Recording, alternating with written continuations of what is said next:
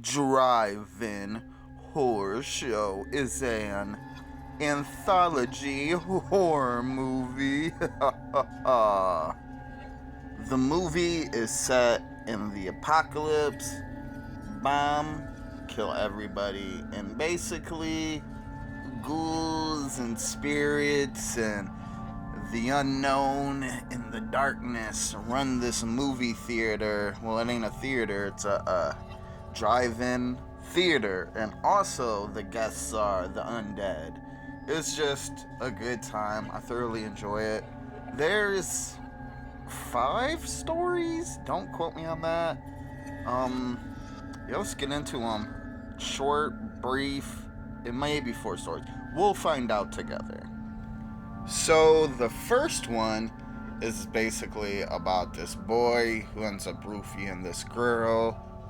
Well, she wakes up getting sexually assaulted.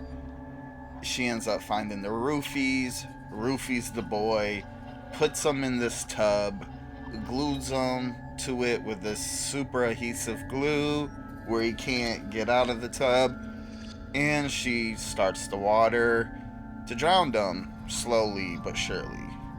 And that is it. It's pretty good. The second one is about this boy. He's with his family. His family definitely likes the sister a lot more. They're just kind of dicks to the little boy. And they're all like, "We love the sister. She's an A student." And then he's like, "Well, I got a B." And they're like, "What a loser."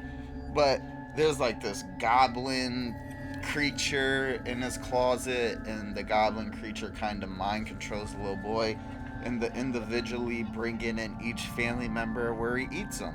So the little boy brings people into the closet, and the goblin eats them. The next one is about a doctor. He still makes house calls. He's kind of old-fashioned, still believes in that, and he really helps people who can't afford medical insurance. So he's a good guy.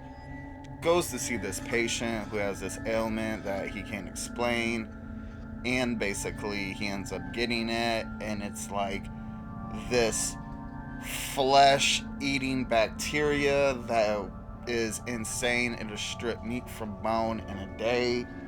Easily my favorite story out of all of them. Very good.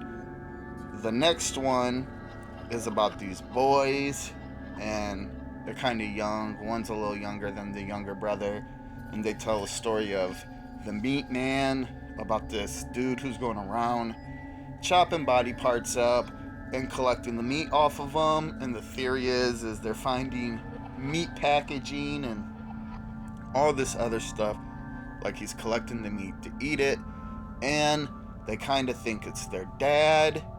Shenanigans. And the last one, so there was 5, is about these kids that go to this camping site, and while there's this cannibal.